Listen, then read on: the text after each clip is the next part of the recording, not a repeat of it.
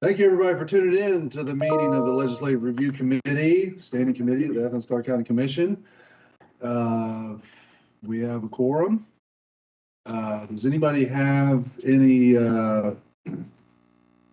everybody okay with the agenda? Any changes? Okay. Okay, unanimous consent. Any changes people noticed in the minutes of our last meeting from August 4th? Any edits? Okay, minutes are accepted. Do we have any public input?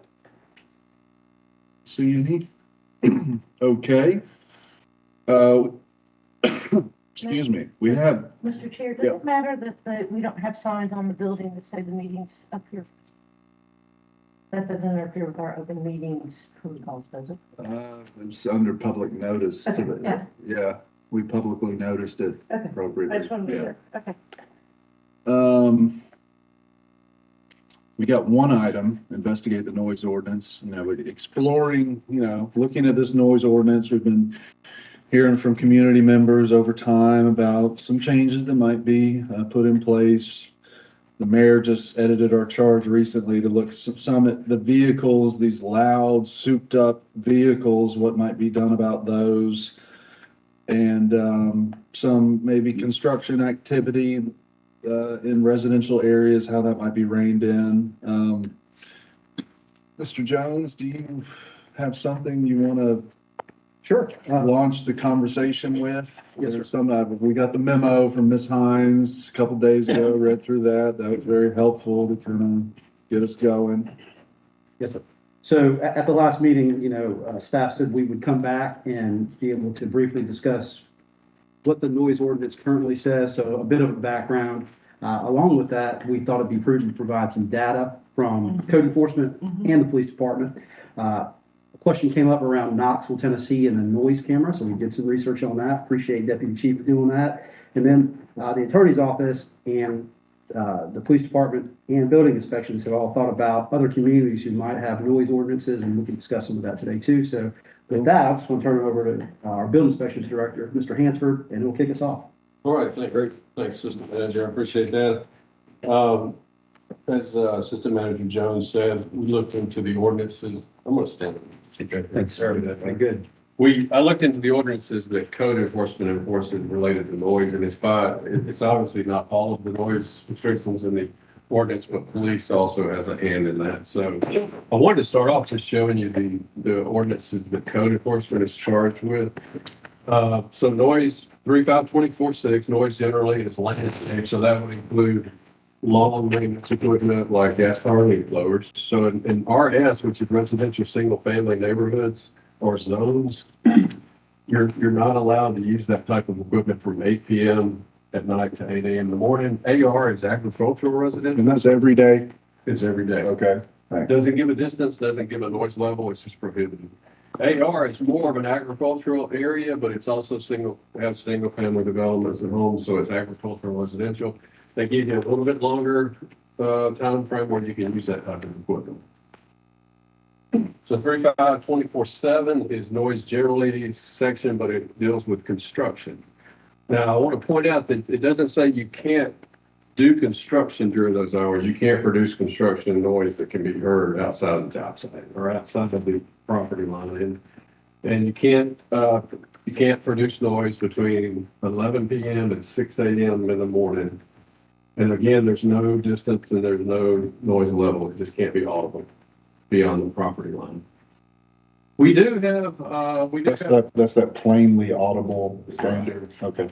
and we just interpret that as if a human can hear it, we've not had any, we do have some complaints generally from residential areas with construction, and I can't think of a case where a contractor has denied doing it and has not agreed to go ahead and change their schedule. So we get pretty good compliance with that, maybe 6 or 8 complaints a year, something like that.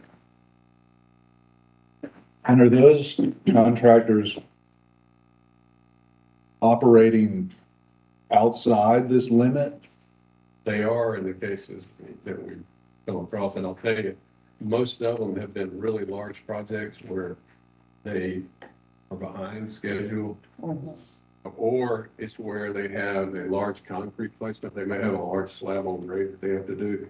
They can actually come to me, and there's, in the ordinance, it gives some things they have to satisfy and ask for a waiver, a one-time waiver. And I have granted that in the past, because in the summer months when it's really hot, they really need to start that concrete placement early. They're supposed to notify neighbors, and they're supposed to show us why it's more advantageous to work during those hours. And a lot of times, especially the projects that are closer to downtown, when you have a bunch of concrete trucks coming to the site, it's better to do it before rush hour. Right. So if they can provide all that data, and I'll tell you, of all the variances I've allowed on projects, we've never had a complaint come into us, because part of that as well is they have to notify all the adjacent property owners that they're gonna do it. Yeah, I was wondering if we're skipping over the details for residential Can we noise, go back? Yes, sir, sorry. residential noise and how that differentiates from downtown. Okay, so the construction noise ordinance, and I didn't put that in there, only applies to residentially zoned areas. I'm not like a resident. We had, some sororities get cited for being too loud this last Sunday. I was wondering, That's a police issue. That's probably gonna be a police issue. okay, so then maybe we should learn the different categories of what's code enforcement and what's police Right, and enforcement. all these things I'm going over are code enforcement, and I don't know if police have indicated the ordinances that they enforce. Maybe for next meeting, Chair, we could cover what the police are doing. Yeah, we might cover it today. Yeah, we'll get there. Okay, Yeah. thank you. Okay, so, Commissioner Hall? yeah, I'm sorry. Oh, yeah, I just wanted, so the 11 noise complaints, those are the only for any type of noise complaint Those, complaints that y'all have received in your department. Everything else has gone to police. yeah, And just to clarify, of those 11, did you say they were all basically construction based or? you know, some of the, I'll tell you this, though, these numbers may be skewed, and I need to go back and look at our data again, because the construction noise complaints don't come into code enforcement, typically, they come into the building inspections division of our department. So I think if you add the construction noise complaints, we'll probably maybe double that, but I will get that information and get Manager Jones to provide. Thanks. So it is important to note that this only applies if you're living in a residentially zoned property, because we have a lot of people living downtown and it's not residentially zoned, so they're actually exempt. But I will tell you, when I get complaints from residents who live downtown, we'll call the contractor and say, "Look, it's not required by ordinance, but you need to scale back your work." They typically do. Sorry, one other question. So is that because the disparity between the massive amount that goes to the police department and the small amount that comes to y'all, is that because the vast majority of these are happening in after business hours? Or is that also like during the day, the police are getting dispatched instead of code enforcement for certain things? I think it's just the type of complaints that are probably more prevalent. You know, loud music, cars wouldn't be us.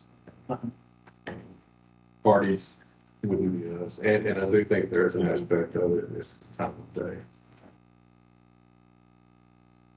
And I'll touch on that a little bit, that how we deal with complaints that happen after our business hours. So another complaint we get a few times a year is solid waste collection hours, because they're so noisy when they're dumping those trash bins into the back of trucks. And we have cases sometimes where they want to start before 7 a.m. So if the site they're collecting from is in a residential area or abuts a residential area, they can't do it before 7 a.m. or after 9 p.m. It's just a commercial area. They can't do it before 7 a.m. or after 11 p.m. So you get to do it a little bit later. So this is an interesting one that we have dealt with the past couple of years, and I'll talk about that in a few minutes. But in an industrial setting, the zoning ordinance actually limits the noise that comes from an industrial plant. So if the industrial area is in an area that does not abut a residential zone, it's 80 decibels of continuous noise. If it abuts a residential area, then between the hours of 7 a.m. to 10 p.m., you can have noise up to 70 decibels. But between 10 PM and 7 AM, you can't have more than 55 decibels in mind. How are you measuring those decibels? Well, I'll touch on that in just a second. Okay, Yeah, because I am gonna get to that. Can we go to the next slide? Okay, so you guys have seen the numbers. They don't include the construction noise complaints. I will update that. We don't get a lot of complaints for noise. And I think it's because, it'd be partly because we only answer the phones from 7 to 5. And also because I think the type of complaints we deal with just aren't as trouble. Here's how we approach enforcement. It's basically complaint based because most of these violations, we're not there to witness. So when somebody calls in, and we're only open 7 to 5, Monday through Friday, but we will work cases outside of business hours, and we've had officers come in earlier, stay when they do, and try to catch somebody in the act of violating.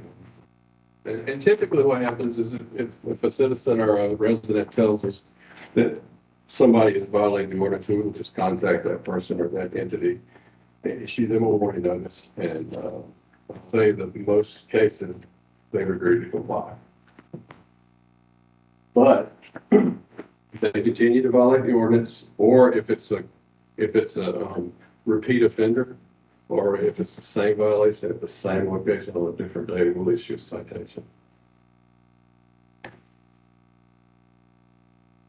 All right, here's where I'll talk about a couple of interesting cases. So, for the industrial use, we had one on Boulevard where several neighbors were hearing some kind of high-pitched whining sound, like it might be coming from some type of machinery.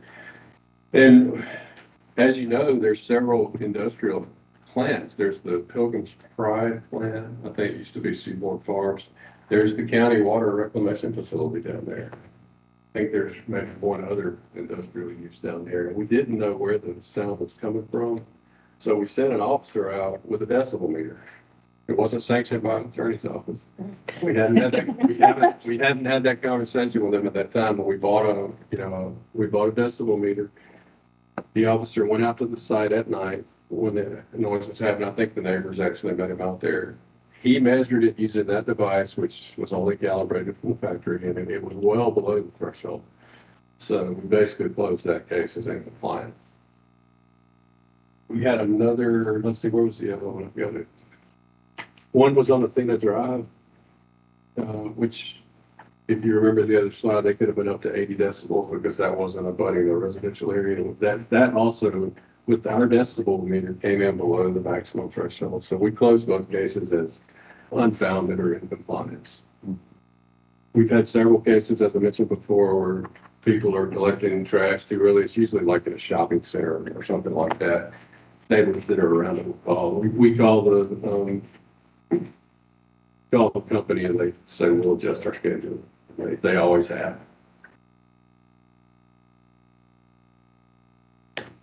And that's all I have from a code enforcement standpoint. If you guys have any questions now or later, I'd be happy to probably help you out. My only other question is, which calls may get routed to you that don't come directly to you? Like I think a lot of people call 911 for all sorts of things that maybe, would be best routed to another department. So. You mean which calls probably should come to us that don't initially? Yeah, or what calls do and or should come to you all? Like if I call, let's imagine for a second that I'm very irritated by the noise and I call 911 about it. Yeah. Do they reroute the call to your office immediately, or do they actually dispatch the police and then the police say, oh, this is actually a code enforcement issue? So I think most dispatchers know the ordinances we enforce, and they would go ahead and tell them to call code enforcement or transfer them. If it happens after hours, they'll send an email to us or send us a voicemail telling us it's the case, but you may have some different information for that. It depends on the circumstances, but very often we'll send an officer out to assess it, but it kind of depends on what the case is. If it's, as a matter of practice, something we typically enforce, we'll send an officer out. If not, then we may just make a notification for enforcement. I guess one thing that strikes me is you know, the 11 PM to 6 AM construction noise allowed in residential areas. I mean, I've heard from constituents. I mean, there's one recently on Westview who, you know, I mean, 6 AM is early. They're out there with a table saw in the front yard. I mean, they're waking up people. I certainly would be open to moving that limit. I mean, 6 AM to me is just, that's really early to begin hammering and sawing. I mean, I don't know what my colleagues feel like, but I mean, that's I'd be curious again, Saturday morning, 6 AM, you can't do anything, right? So, I mean. right, you know. but are, they're only getting how many, I mean, how many of those are about construction from 6 to 7? Do we really need to change it? You're getting them all, of those calls? Yeah, I got 173 yesterday. Yeah. So that's what I'd just be, I mean, it No, does I mean, it does get hot in the summer. I mean, I don't, 6 AM, 7:30. So, I'm just curious how many complaints actually come through on that, whether there is a need, but, maybe there's a need. Well, I felt like when we started this topic, it's great to see how many versions there are of the noise that's come through here. I mean, the leaf blower's got a good bit of attention with that, and we're kind of back where we started with that, Russell, as far as residential noise. And I think, Commissioner Buell, you brought it up in the beginning. Why are we just picking on leaf blowers? There's all kinds of machinery and noises. So Yep. I felt all along that tackling this was going to give us some consistency in the time frames. I thought that there was the downtown noise time was different than just some of that starting at 8 or 9. I didn't even realize that I missed that earlier, that there was a 6 AM. Okay. Yeah. And so there's the prohibition, general noise construction. But it doesn't really say, it doesn't have the brackets like 9, 11, 5 at the bottom of being residential, right? The general construction. It only is applicable to residential. Oh, okay, all right, thank you. So, but it's quite, the rest of them do have a consistent 7 AM. Or 8, right? Yeah, well, yeah, and so for me, I almost feel like it should be 8 to 8. consistent, or whether it's 8 to 8 or 7. Again, the heat of the summer, and I don't think we can change it seasonally. But that's probably way more complicated. Well, we do have a waiver process too. Right, yeah, the heat waiver could be coming to you guys as an option, for that. I know that there's also waivers campus sometimes has to do. We're going 24/7, get some things done. And these are places that don't have, like UGA and the school district campuses, they've got timelines between school in and school out. And they wouldn't be covered by this, right? Say, And they're just doing it as a courtesy. yeah. I will say, if I may, it's very common for construction to start at 7 AM. I worked years in the construction business and we always started at 7 AM. Yeah. And I personally don't think it's unreasonable to start at 6 AM, especially during the summer months, but maybe not on the weekends. So, but it's just my professional opinion, so. Yeah. Yeah, so I think if we could continue to look at it as being consistent, and then maybe tackling in the one categories that include residential, weekday, weekend, if Yeah. that's not too picky. Yeah. Yeah, I guess if we're talking about changing the hours and imagining there's a waiver people can apply for, Doug, could you just kind of walk me through what that waiver process is? Like how does one apply? How onerous is it on staff to entertain those or not? And then I guess also, if someone's looking for a waiver, how often do they need to reapply? The construction site can be open for months sometimes, right? So the current ordinance gives you a waiver for 1 day, one time, and it has to come to me as the building official. And I wish I had the ordinance in front of me, but there's about 5 provisions you have to notify the neighbors. You have to show cause as to why it would be detrimental not to start outside of the hours of our time. Yes, that's pretty good. Get that folder handy. So, This one right Sarah here. George from Lynn. there is indispensable. All right, so here we go. The reasons, there's 5 things they have to show me. The reasons that support a claim of urgent need based on specific loss or inconvenience for such a variation from the allowable work hours.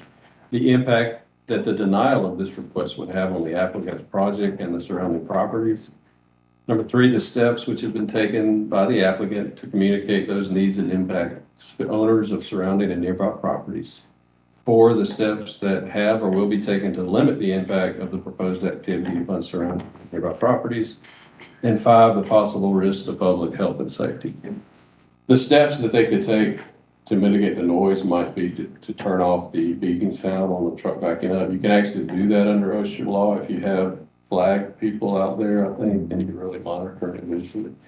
If they can show that there's going to be a lot of traffic involved with the specific construction activity that would cause a traffic hindrance at rush hour, that's something I can consider. If they've notified all the neighbors, haven't received a lot of negative feedback, if I haven't received negative feedback, it honestly is a subjective call for me. There's nothing specific. It says if you get this information for these, You have the discretion. I have the discretion. It is a little, I would not recommend that we assume that, people could use a waiver very often. Yeah. I mean, it was something. Process. It's something I struggle with, because I'll tell the contractors, I say, look, on May 14th, I'm gonna let you do this, I'm gonna let you start at 4 AM. But if I receive a lot of complaints from the neighbors, I won't approve this again. And they know going in that I've made an exception for them. Do you see a value in the waiver process being able to allow approval for a range of time or multiple dates instead of just a specific date? I mean, I could see a value in that, especially if you could revoke the approval. Start getting a lot of complaints, because what I don't want to do is disrupt people's lives. Yeah. When typically you can make it work during regular hours, but it can be detrimental to a project, though, honestly. And then I heard you mention earlier, concrete pouring is one of probably many examples of things, where the heat's becoming an issue. Yeah. Where in that policy does it specifically, I didn't hear something that was specific to like weather conditions or heat. It doesn't. So that's just like you making a judgment call, so. But if we're gonna make any adjustments here, I just think we should think seriously about like having a waiver process that actually works. Yeah. Um, Yeah. No, I think the multiple day idea that's a good one. Yeah. And probably adding something in there about heat or something, you know? Well, it sounds like that they're doing that in one of the descriptions for it. Instead of giving them reasons to do it, they're coming to you with the reasons, whether it's Right. raining all summer, the heat, supply chain issues, and if you're telling them sternly, if you hear more, like if they pick a week and they know midweek it's not working or the complaint, that they're gonna be using it, to meet the deadline versus luxury, as a luxury at the beginning. Right. And I have negotiated with contractors a little bit. I've told them, like, I've had one come in and we start at 2 AM. I said, no way. I said, how about 5 AM? And they said, well, how about 4 AM? So we said, we'll try it. We'll try 4 AM and see how it works. But I will tell you this, I've never gotten a waiver request in a single family neighborhood. It's always these large projects. And I don't think I would grant a waiver in a single family neighborhood. There's no need to start on a single family home. Yeah. Before 6 AM. It's a community. Yeah. And I think too, for people getting the notice of it, there's got to be something that says the sooner this is done, the better. It's because it's always worse before it gets better, as Right. far as the duration of it.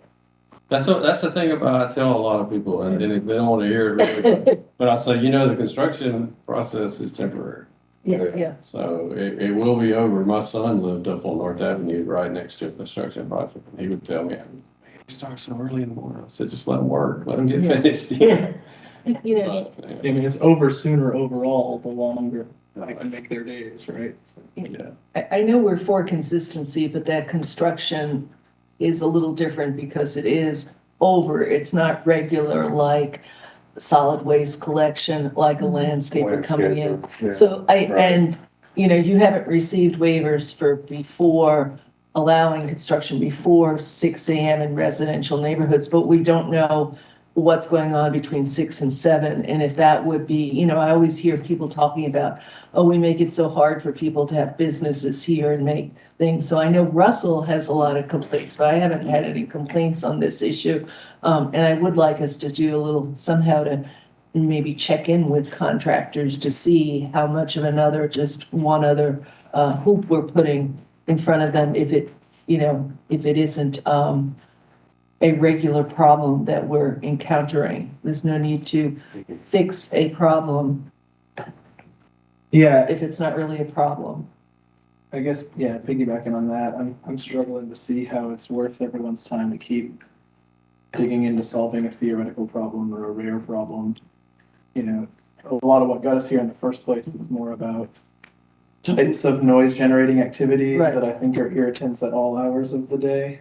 And doesn't conclude, Mhm. you know, it could be somebody's habit Yeah, ongoing yeah. versus a concluding.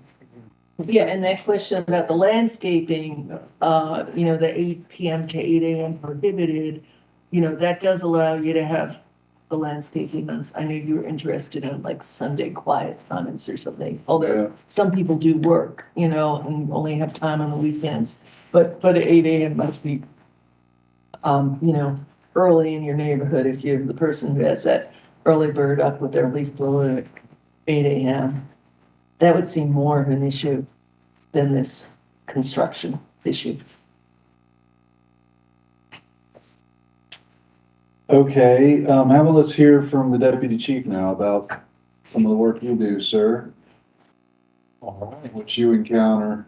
So, I guess we could start with the numbers, but before that, when we look at the ordinance and what we enforce versus what code enforcement does, as is with many of our ordinances, we really, either department can enforce anything within the ordinances. It's really a matter of practice and logistics as to who it's easier, or who most easily can enforce any particular prohibited act in this particular ordinance. So that being said, typically we respond to the party calls, amplified sound from vehicles or stereos on property, sometimes some commercial activity or human-produced sounds, which is prohibited depending on the circumstances, people screaming and yelling and making a lot of noise.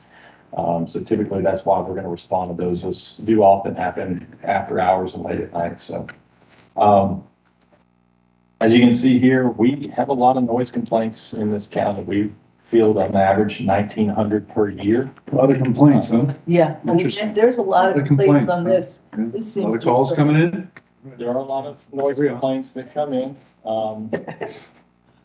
We don't see any real downward trend, you know, year to date. That last bullet point there is low, but that's just year to date numbers. And so we're a little over 1,000 currently, and we're over halfway through the year. Steady pace of. So we're on pace to be about where we would typically expect, maybe a little under. We're actually on pace for probably about 1,600 to 1,700 this year.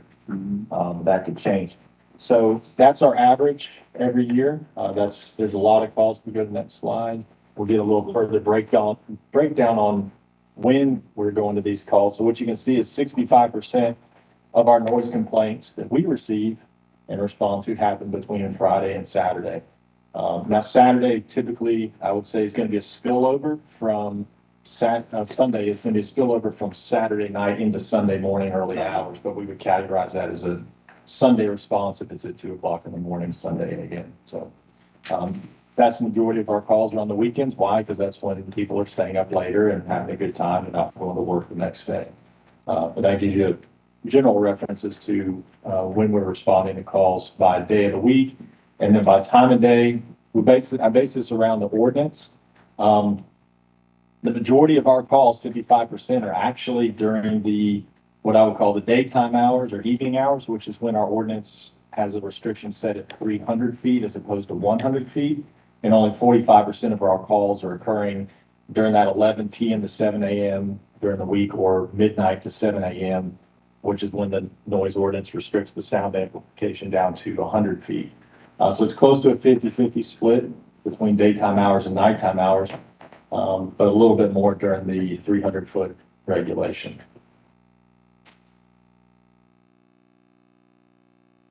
Oh, and I forgot to mention before we move on, in looking at this ordinance and doing some research, I understand we had talked about Knoxville because they have decibels built into their ordinance for amplified sound or other things. And so we did look at some other local ordinances in the state. Forsyth County, Sandy Springs, and Marietta City are three particular ones that I reached out to. I did get responses from all of them. Of note, kind of interesting, Forsyth County, and talking to them on the numbers, they averaged 300 and are currently at about 160 noise complaints for the year. Now, slightly more rural population, that's also population about 200,000 people. So that kind of shows you in context. We do have a lot of noise complaints, but we're in more urbanized environments. Can I ask a couple questions about this data? Are these individual calls or individual incidents? Like if you get 20 calls for the same house party, is that counting as 20 or one? That would count as 20 calls. That's correct. And I know Doug, you mentioned you focused a lot on construction and then you focused a lot on vehicles and parties. A lot of what brought us here were landscaping equipment. And so I'm just, just so you can't place a call around something there isn't something to place a call for. So Sure. Are we getting calls for that? And Well, but the mayor changed the charge. Right. no, totally. Yeah, I'm Okay. just saying, since that's still part of the charge and part of, I'm just curious, like, is your department getting calls around that building noise? I don't have that in front of me, it's the specific complaints. We could certainly research that if that's something you're interested in terms of distinguishing amplified sound versus someone says someone's running a lawnmower at 3 a.m.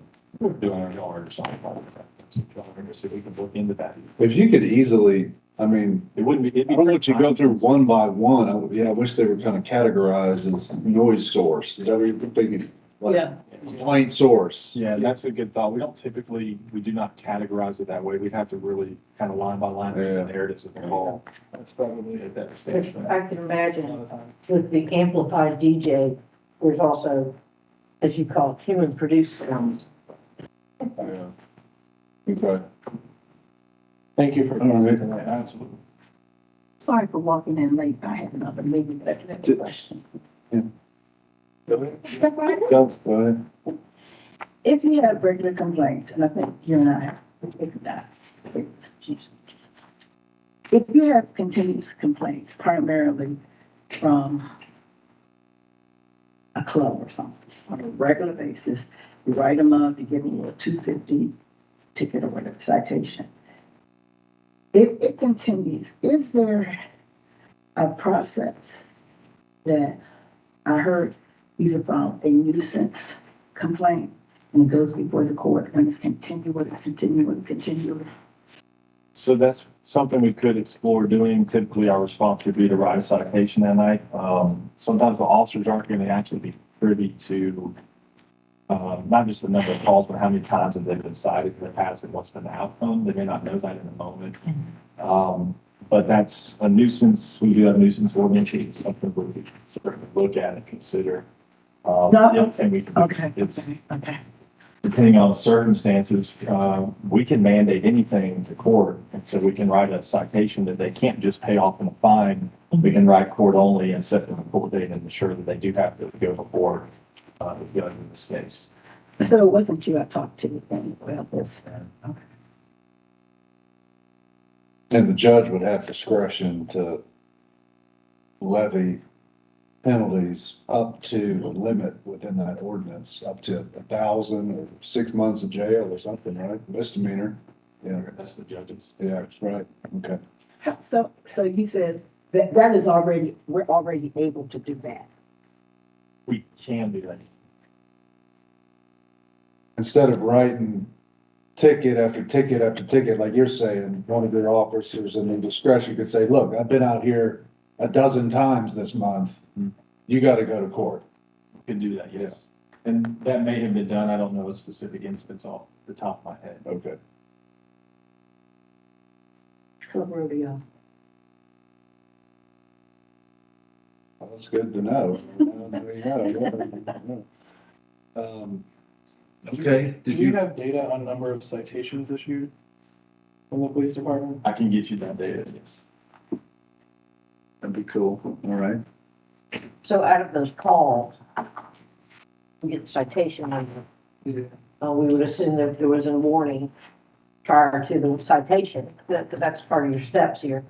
Typically, that's right. Our typical process for a noise complaint is going to be to inform them of the violation, educate them on the rules, provide a warning if necessary, and then take enforcement action. That's our general process with those things. And I think a lot of this, especially that first chart that we had, is education, again, and outreach to let people know these brackets of time.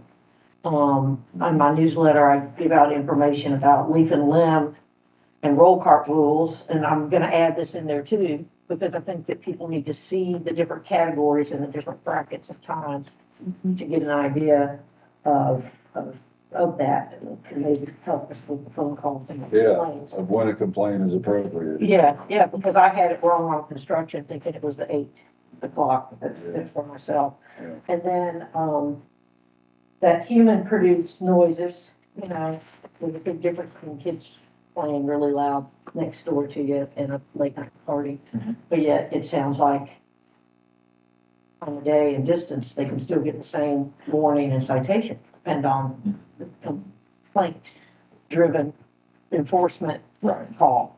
Right, and I do also too, I want to point out one kind of unique thing with our ordinance, because we do have so many apartments Mhm. and residential units that either share ceilings, walls, floors. Mhm.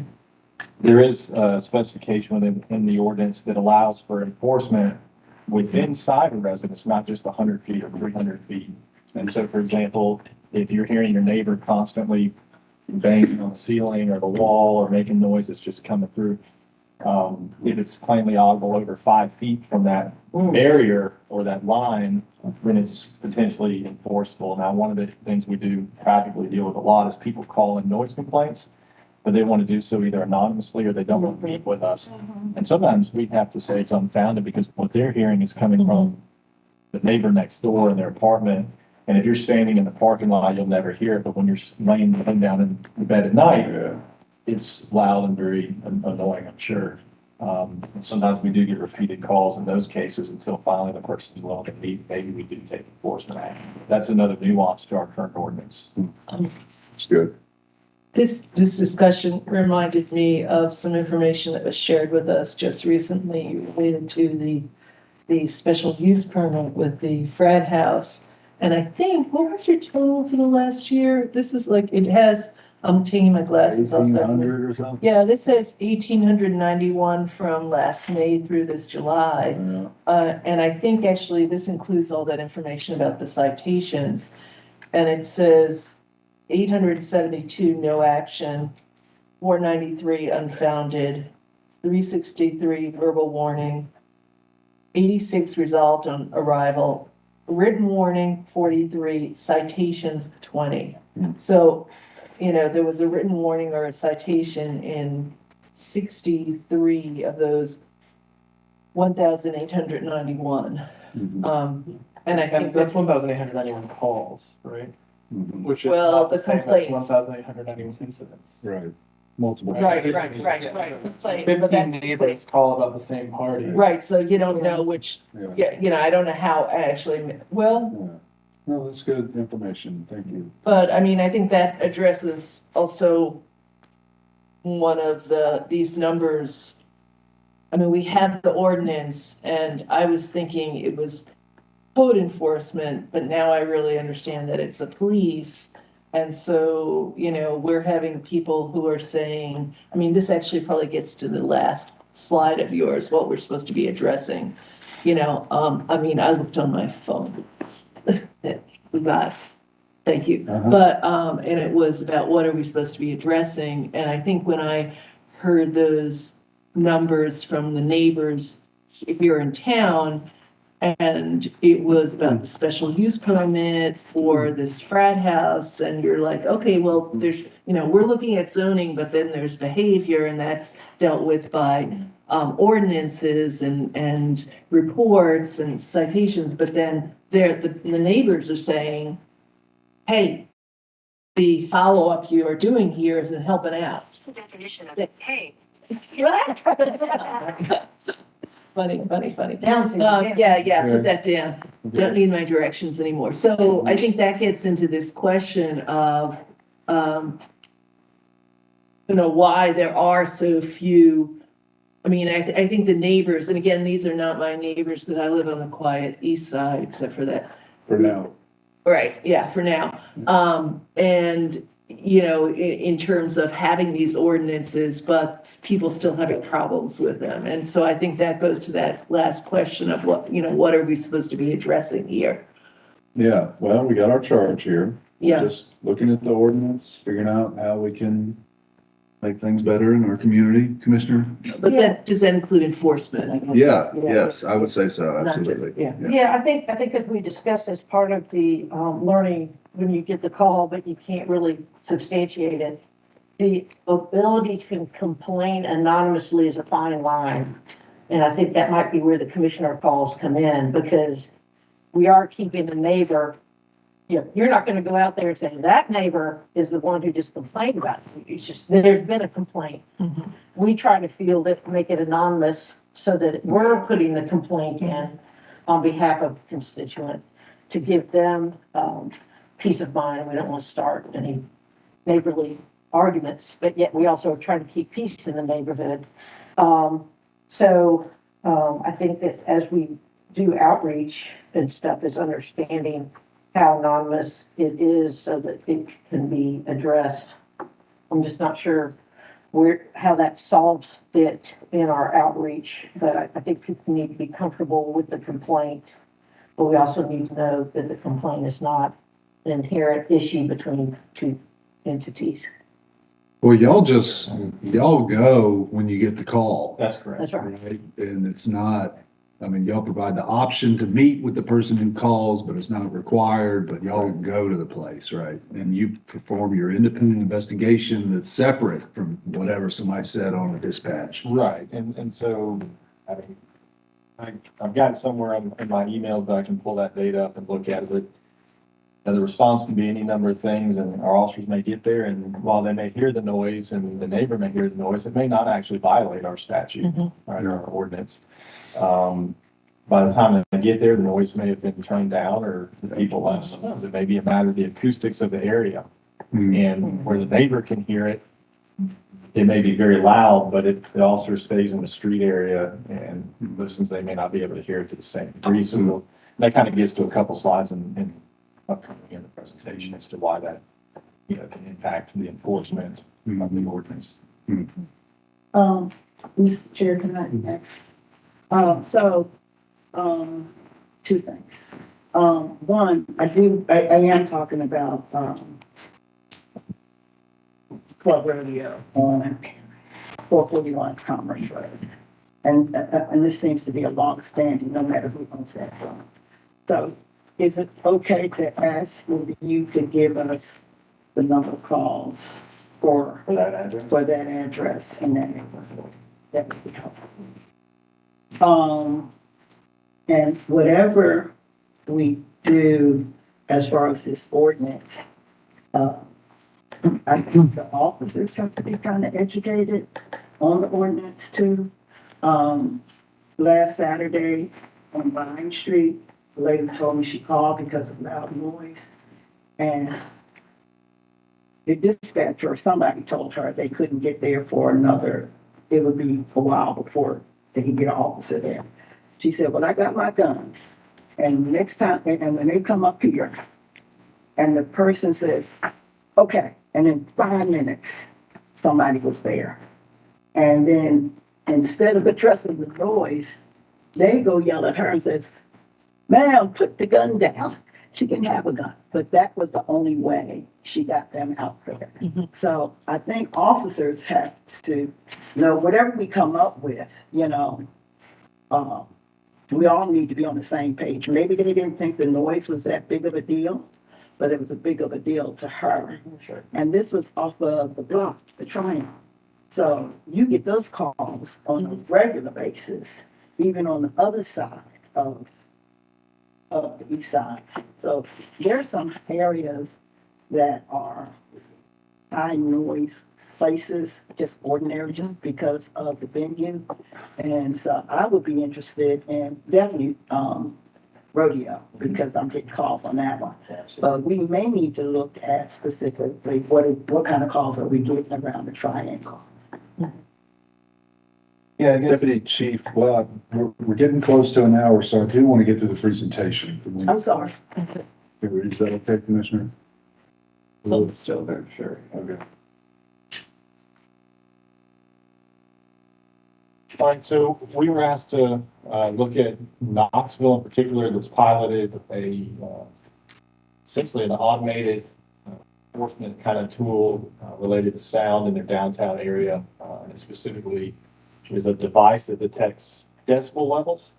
And then it actually records the activity. So when I looked into that, it's brand new for them. They implemented it in February of this year, the best I can tell. I have reached out to their police department, haven't received a response yet directly from them on it. But it's a 24-hour acoustic device that's kind of constantly running in the background. When it detects sound above a certain threshold, it triggers the camera system, and then the camera records the vehicle in that area typically. And when you look at it, what they're trying to actually manage, it sounds like, is muffler exhaust noise, people rolling up at intersections in their downtown area and just running the engine to, 5,000 or 6,000 RPM with these exhaust systems. Yeah, it's stupid, yeah. And it's generating a lot of noise. So that's what it's designed to detect, measure, and record. The interesting thing about it is they're only using it to inform policy right now. They're not using it as an enforcement tool. It's like a trial thing. Correct. Look and see what it's collecting, yeah. I think what they're doing with it is, best I can tell, is they're attempting to assess what's the reality of this issue in our downtown area. And we're trying to measure that and understand it so that it can inform future policy or enforcement policy. And then as far as how they certify or calibrate the device, that's unknown. I couldn't figure that out just based on open source research.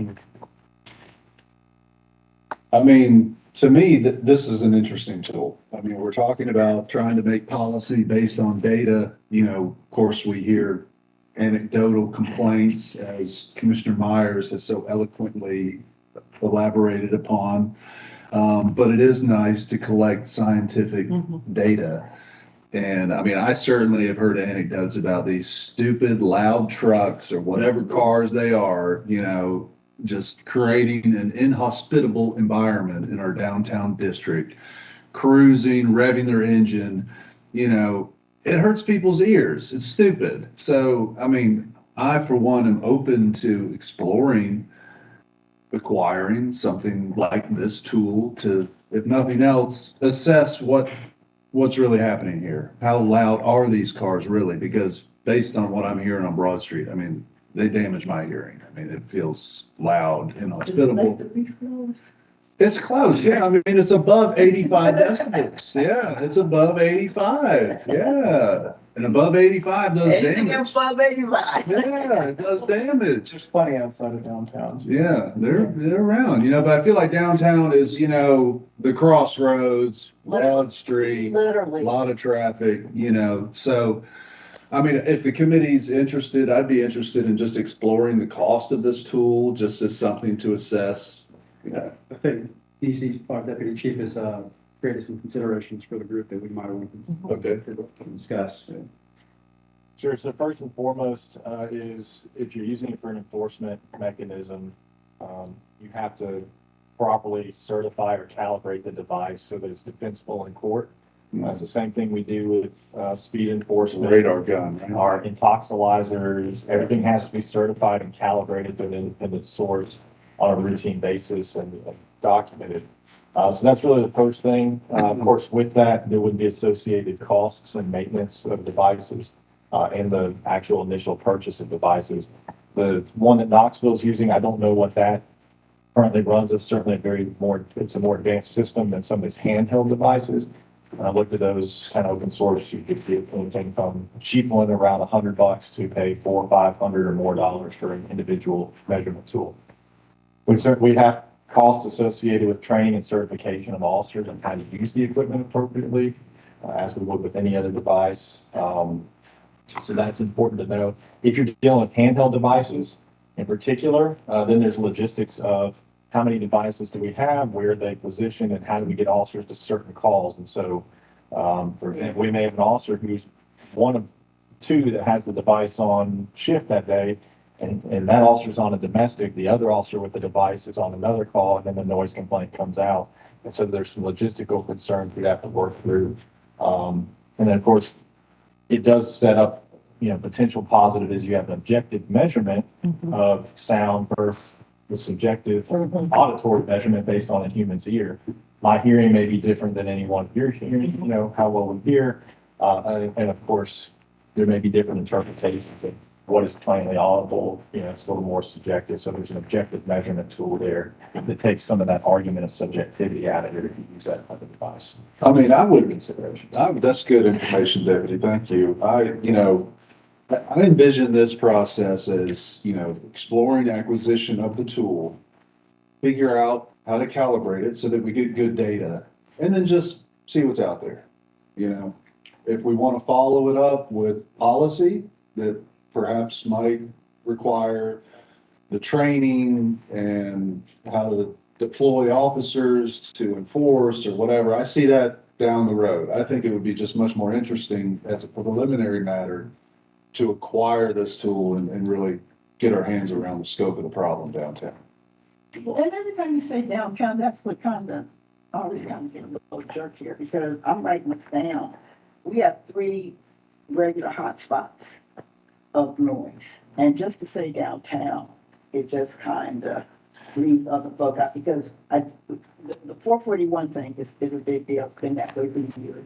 Vine Street is a huge thing. So to just say that, I go along with you, but I don't think it should be limited to downtown. Well, I mean, let's see how much they cost. I think it's a cost issue. I mean, if we only want to buy one, then I would be tempted to say, I'm open to discussion, but I think if we get multiple, then yeah, let's put them around. Totally. So I make a motion that for the next meeting, we learn more in what money would be involved with a pilot program. I think that having the portable version as well as a standalone, like if we had 3 positioned and 3 portables, because you're getting calls. Again, the subjectivity, there's places about to open, the venue on Broad's opening, we're gonna have a venue on Baxter. We've got different, party places, it's legitimate venues, and then there's pop-ups that, there's barking dogs. There's what we would call that one, the pet produced sounds, the people produced sounds and that sort of thing. But if we start with the, when we're looking at machines, vehicles, and amplified noises, I also don't want us to forget about the inhospitable heckling of amplified people on our right of way. So I want to tuck that. I don't want us to forget about that as we tackle these other things as well. Well, But- Deputy Chief, do you want to touch on that real quick? How y'all have responded historically to the amplification of people speaking downtown? Well, I guess it depends on, we're talking about just boisterous behavior, or are we referring to the street preacher folks? And Well- there's a variety of ways to respond. Some things implicate First Amendment issues. Yeah, right. That's certainly important for us to consider. So how does that cross over with your job, making that call between, yeah, that's a good point, First Amendment. So how does that come up with the amplification? I would say, we're going to err on the side of preserving the First Amendment rights of an individual. I can refer to the county attorney's office on this. I know our ordinance has been challenged several times over the years related to similar activities. Generally, we're going to err on the side of protecting the First Amendment. It's a constitutional issue versus an ordinance, typically. But that doesn't come in with these noise complaints that you're talking about. No, you're not gonna go to a party and somebody gives you the first word. Not typically Yeah, in yeah. those situations. No. Yeah, but Because they're just playing loud stuff. They're Yeah. not providing political speech and whatever. Yeah. If we could, so we've got 3 questions at the end, but Okay. I would love for our attorney's office to have an opportunity to comment on some of the discussion today. Yeah, Certain Yeah. pertinent Yeah. information. Go. Let's make sure, yes, I didn't want to sidetrack it, I just didn't want that topic to be forgotten for the future. Yeah. I meant for the future, Russell. I think I can just say very quickly to that issue, I mean, the reality is that the First Amendment's gonna apply pretty much regardless in this case. So what we would do is we're allowed to impose reasonable time, place, and manner restrictions that apply to everyone equally. Yeah. So it's that same, 300 foot during the day, 100 foot. If we can hear that amplified noise, and I think we had this at the Pride Fest, if I remember correctly, someone using an amplified device that was, 300 feet away, then we would ask them to turn it down, or there could be cited for violating the noise ordinance. It's not because of the content of their speech or anything they're doing, Yeah. it's just because it violates that noise. Volume and distance. Exactly, Yeah, right. exactly. In terms of, I just would stand on the memo that we sent out that's confidential, and I want to maintain that confidentiality. I would just say that, I have concerns about the value that any camera system would have, given the fact that I don't know that we have any ability to implement such a system. And so it may be worthwhile thinking about what you intend that camera system would do. If that's to inform efforts to mobilize police or other entities to try to enforce the noise ordinance, I think that makes some sense. If it's in the goal of having such an ordinance in the future, I think that that may not be fruitful. But that's obviously your choice as to what you'd like to do. So the first part of what you just said, as a tool to deploy the police, Right. that makes sense. Yeah, if you wanted to set up like an automated camera system that didn't issue citations, but just to say, this is where we have a demo. There's a violation here, if somebody's available to go get it type deal. I don't think that that's gonna end up being practical, right? Because even if, More like if this is a location where we're seeing it a lot during these hours, then maybe this is a place for someone to be parked. Oh, okay, okay. exactly, because the problem is it's all transitory, Yeah, right, right? Even if you know a car passed the arch, Yeah. for example, right. and had like a bad muffler system, there's no way for the police to know where that vehicle's going. I guess they could profession. So it'd almost be like how the police set up in certain areas where they know there's routine speeding, like on Atlanta Highway in front of Robbins Right. Credit Union. Or cruising downtown. And so there's something to be said, and again, this is more of a policy argument than a legal argument, but just if you already have identified these hot spots, is there really a need to bring in a camera system to deploy further police officers to try to address some of that behavior? But the reality is, I'm sure Deputy Chief will say, is that this behavior is just very hard to address, But right? if a camera took an image, would it help you, Deputy Chief? Because then, like, let's say, okay, we've got all these violations. Wow, it's this one car we see driving Saturday night, 10 PM. Okay, we're gonna have somebody down there next Saturday. Look out for this car. Oh, there it goes. Yep. Oh, that's loud. I mean, that could certainly help inform enforcement efforts, kind of like Sherry mentioned, hotspot. We do that for a lot of different criminal activities. And so certainly it could be informative for us. And I think like what Commissioner Thornton said, I mean, ideally, this tool would be movable. We could have it on Broad one week, or a month. We could put it on Vine Street another month. It could, something we can move around so that we could cover the county. Right, Commissioner? I would like that. Yeah. If possible. Just a couple things kind of back in the presentation, but is it possible for us to get complaint data by location? I imagine like you can do a query on a specific one, but can we just get it broken down? So if we can identify We can where the hotspot. problem, yeah. Absolutely. Because it seems to me like a lot of the frustration I've heard relate to me in the same email that we all got with the data, one of the residents of the community doing an open records request, is that people are calling about noise complaints and don't feel like they're getting the results that they're not being followed through on the citations. And so if we can get just verification from staff on when there are citations, where these are, that'd be helpful. And then, the other thing I was just hoping for clarity on is who gets cited in this? Is it the resident or the property owner or both? So Commissioner Hool, you're jumping right into the questions that, we think is going to be helpful for staff to come back to the LRC with some information for, and who's being impacted, right? That's one of the questions that we hope to kind of glean from the committee. As far as the who gets cited, just under our current ordinance, do you cite if you issue a citation, is it to the resident or the property owner? It's dependent on the circumstances, let's say. So within the ordinance, if it's, for example, a massive party, essentially whoever would be responsible for that party is who we're gonna enforce. So if you have 250 people all making noise and it's violating the ordinance, responsible party most likely is gonna be whoever is either the property owner or the tenant on the lease or something to that effect, or the host of the party.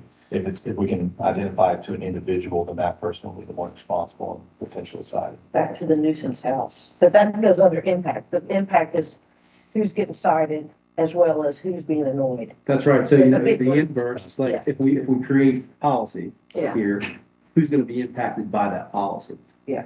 And we've already kind of talked about it. Well, it could be the construction contractors, and maybe they're working in temperatures that are hotter.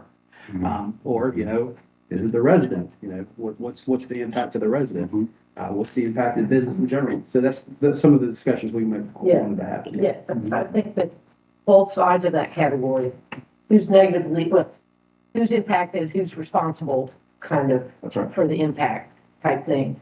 If we continue to talk along those lines, we can learn, more directions to go on it.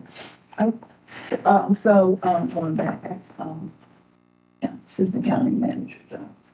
So you're suggesting that we tackle these questions so we could get some of this, is that just? Just to make sure we're all on the same page. You know, we hear from y'all and we'll go back and it'll help us on the research that we do and think through the next presentation we do for y'all. I mean, in some form or another, we've been on this agenda item all year, so it'd be nice to hone in on kind of where we want to go and resolve it. Well, it's, yeah, and to not forget about the amplified downtown, the downtown zone is totally different. I've been told amplified, you don't cite somebody for the music coming out of the venue. Mr. Jones said, if we go through these questions, that give them some direction. There you go. I want to just hold that one back, so it doesn't interfere with. Well, that's okay. Let's. Okay, let's probably These problems. From the top. Yes. From the top, what problems the LRC hoping to solve related to noise? Okay, we've got an above normal per capita complaint coming into our police, almost 2,000 calls a year. So I think we're trying to address a noise problem in our community. We're trying to decrease the number of complaints through education and smarter enforcement and policy changes that create a more Yeah. peaceful community. I think the other thing, what problems LRC hoping to solve related to noise is, I mean, we have all these complaints that are going through the process in terms of the people who are making the complaints. They're not feeling like there's much of an impact. Yeah. Like that's not, like this is not working. So, and one of the things, as my example here, I'm looking at and questioning whether, you know, what the answer is to this is that there are, out of last year, there were 363 verbal warnings, which I assume you can't really keep track of, like, is this a repeat verbal warning versus 43 written warnings? And I'm just curious, like, why isn't it 365 written warnings? And they'd be in a system and pulled up. So, the enforcement, I think that what problem was it, the enforcement of these, can we do a better job enforcing them, making people feel like their concerns are really being addressed? So maybe Deputy Chief, you could ponder that for a moment, what sort of direction the commission could create in policy that would change enforcement to increase compliance and decrease future calls? As it relates to enforcement, what I'm hearing from both Doug and Deputy Chief is that a lot of times it's subjective and it's kind of a snap decision that the officers have to make on that very particular situation. So, you know, if we hone in too tight on this, you know, that's fully a policy decision. It takes away some of their flexibility. And that, you know, I can't speak to the flexibility that you all need on. Yeah. Yeah. Can I offer something here? I think a problem we're trying to solve is identifying repeat offenders. Mhm. So when it comes to vehicle noise, you know, we're trying to find a way to maybe identify if there are some Right, small or the number of people repeat causing a offenders, large like number of, police.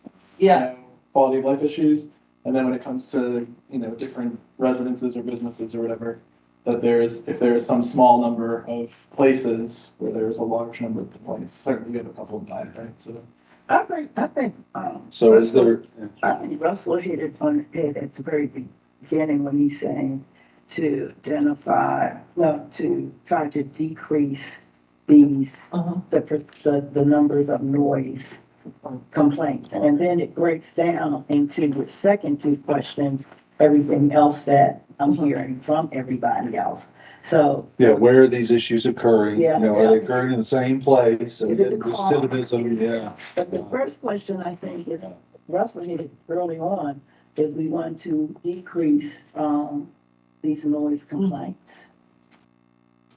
That's what I think. like right now, the way we're collecting data, it seems like it's easy to pull, probably just because of the call logs, this figure, how many calls we got, but it's not as easy to pull like where those calls are for and what they're about. So if there's a way that we can be somehow collecting that data, and then what I'm hearing from you is like the goal of the cameras that you're proposing is not so much about like, there's a problem, deploy, Yeah. but it's about like, can we kind of collect some kind of data that we could aggregate, like, okay, we're noticing that these intersections are particularly an issue and we're noticing these vehicles, you know, we can't prove in a court of law that that red Chevrolet is the same red Chevrolet using that photo. But if we keep seeing a red Chevrolet everywhere, then we know to have an officer stationed in this area and looking for a red Chevrolet that might be. That's right. Also, at number one, again, I think Russell kind of hit it. I think there's two things that I'm hearing. One, not to just deploy where the noise pop up, but I think it was a two-stepper. Just trying to collect the data and figure it out, and then later on down the road, if necessary, to develop an ordinance.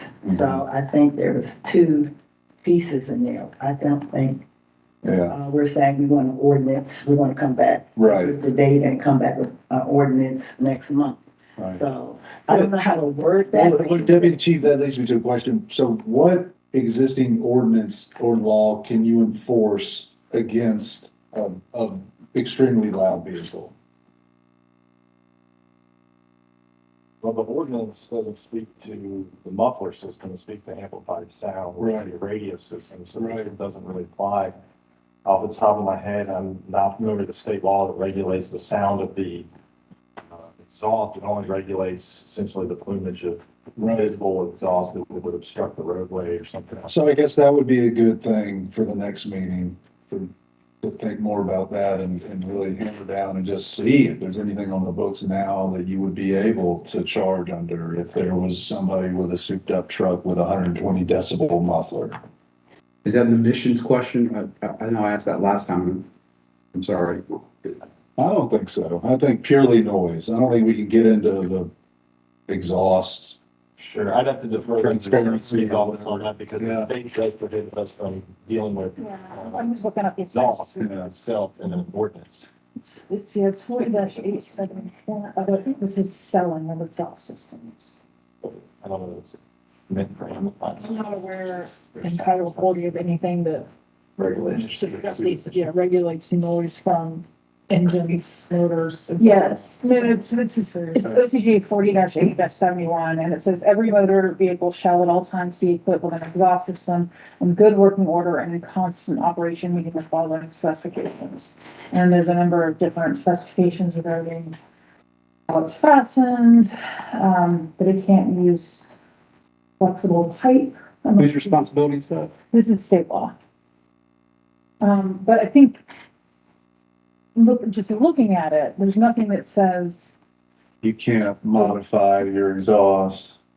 so it says under subsection C, it says it shall be unlawful for any person to sell or offer for sale, excuse me, any muffler which causes excessive or unusual noise or annoying smoke or any muffler cutout. But that's only the sellers. It doesn't say anything about the person who buys it or installs it. Or in possession of. Or exactly. So it's more of a law associated when somebody's selling you a bad product. Right. There's a subsection B that gets a little bit to the rolling coal thing. It says the engine and power mechanism of every motor vehicle shall be so equipped and adjusted as to prevent the escape of excessive fumes or smoke. Yeah.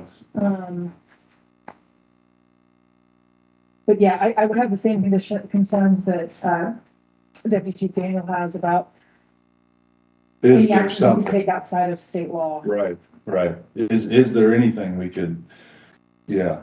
I mean, if there's nothing on state law that preempts us from doing Well, there is, noise, what he's saying.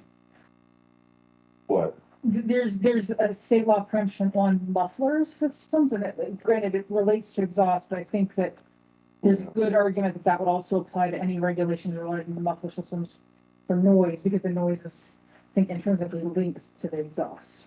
But I admit I'm not a car person, Yeah, so if I'm wrong about that, yeah. Yeah, I guess I'd be interested, I mean, we are allowed to regulate amplified noise when it's coming from a speaker that functions as an amplifier. so there's So a there's totally, so, I'm sorry, I didn't mean to cut you off.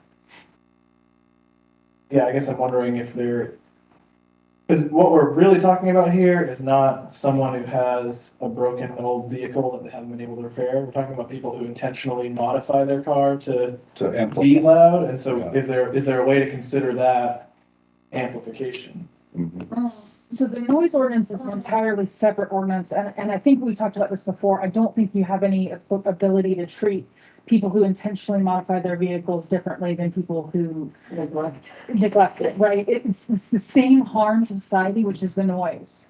Whatever created it is not particularly relevant to the fact that that vehicle is being driven knowingly making excessive noise. I guess I'm just like, oh, I'm kind of getting confused here. Because now it looks like we're going all into the weeds here a little bit.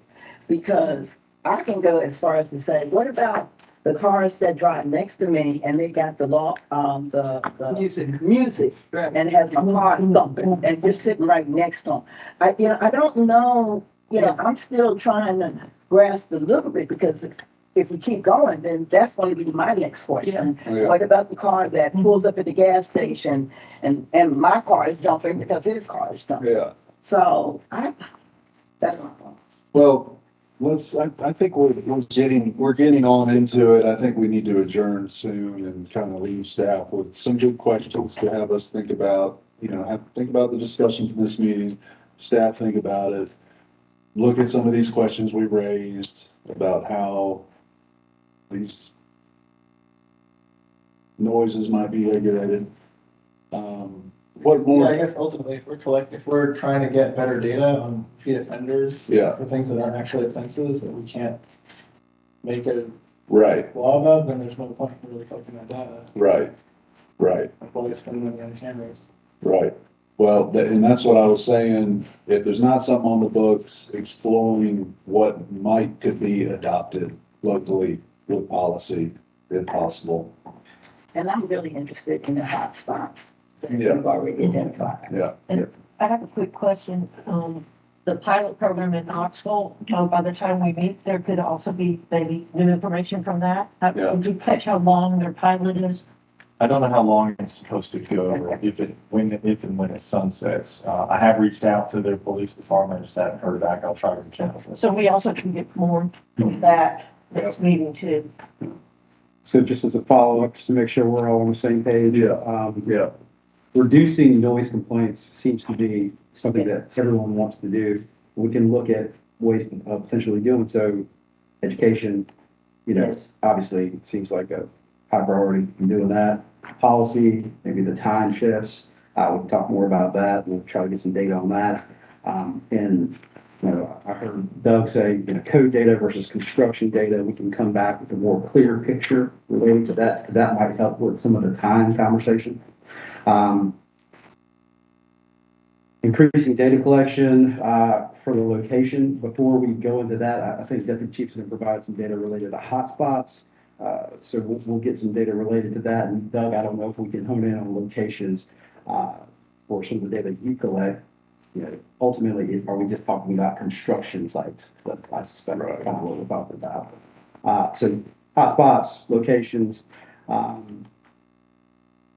If we get the policy, we can talk about waiver processes. Well, and like enforcement. Yeah, enforcement is that, again, the feeling of the For follow. the hotspot. Sure. Enforcement's for repeat offenders. is Enforcement what we for all can of do. Yeah, Right. enforcement for all of it, Yeah. we'll make sure we take a look at. noise citations that have been issued. I heard that. And that's what we have. That's what we can come back with. And I would add too, I'm sorry, the detail of the warnings. It seems to me like remember, it's always, we want compliance. If there's hundreds of warnings and only less than 50 citations, the warnings are working unless the repetition data shows us different. Yeah, as long as the same person is not getting a warning every Friday night. Right. Yeah, but that's what it's, yeah. Yeah. And warnings, I would think are part of education. Right? Yeah, exactly. Right. Exactly. And that's where I went back to who's getting it, because it's the same fraternity, Right. but a different person hosting the party or receiving the citation. And it may not, it's the same address, but a different Right. person every time, and depending how the data is collected, you may not Mhm. realize that it's a repeat of the same place. And if we were to refresh ourselves on the loud nuisance houses for the short-term rentals, those are supposed to be the house, Mhm. not the person. The person gets the citation, but the next short-term rental person also gets it, then it's also the house. Yeah. So that repeat step is indeed important. I guess the one thing I thought was missing from your list, Nikki, was this idea of, is there something we can pursue legislatively to regulate something that's not currently being regulated? That's what I hear you asking for, right, Commissioner Edwards? And, you know, Yeah, looking looking at- we were running through that, we've gotten a memo about that. Yeah. Maybe it's just doubling down on, we all read that memo and decide if there's something we want to do, knowing what that memo says or not, or. Well, I think the memo was important about saying, look, tread carefully if you're gonna be taking pictures of loud cars and sending them tickets. Yeah. But I think as a broader matter, working with deputy chief and the attorney's office to figure out, is there something currently on the books, ordinance or state law, where an officer could enforce a noise violation against a amplified, souped up car system, car engine? And if that law isn't on the books, are we empowered as a local government to put something on the books? Yes. Right? Because I think absent from any data that any department's gonna collect are complaints for things you can't issue a complaint about. Yeah, If I can't call in a complaint for a leaf blower, then there is no there's no complaint. data around leaf blower complaints, even though there might be thousands of people irritated by them. Same thing.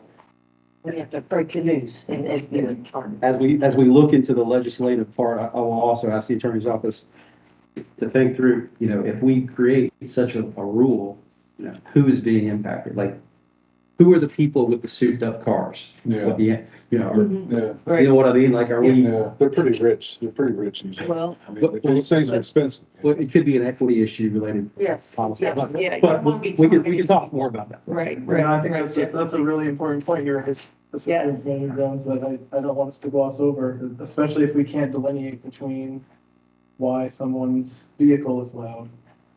I have concerns about putting something on the books that can be unintended and or straight up discriminatory consequences. I just want to correct a statement I said earlier. So I pulled up the statute that, W.G. Daniel had referenced to us earlier about the preemption, and actually it does only speak to visible emissions. It doesn't say anything more general about muffler systems. So we may be able to do something related to those. I will need to research that more thoroughly, but that wanted to correct that statement. And then to your statement earlier, Commissioner Thornton, there is a law in the books already regarding motor vehicles, operation of the radio, and that amplified noise, and that's OCGA 40-6-14. Say that number again. OCGA 40-6. Well, and to the point, That's 6-14. Excited about it. and to the point of Mr. Jones, I would like if the committee, to have the attorney's office, deputy chief, think about how we might be able to distinguish legislatively between the aftermarket souped up noise and the muffler that might need to be repaired. If there's any way. We'll come back next month. October. I was gonna say, next month, like, Yeah. next week. The next meeting's October 6th. Next meeting's October 6th, so that's good, because we'll have more time to do some research, and we'll be ready to do that. It does. Thank you. Everybody ready to adjourn? Yes. Unanimous consent. We are adjourned. Thank you. Thank you, staff. Thank you. Great work, great presentation.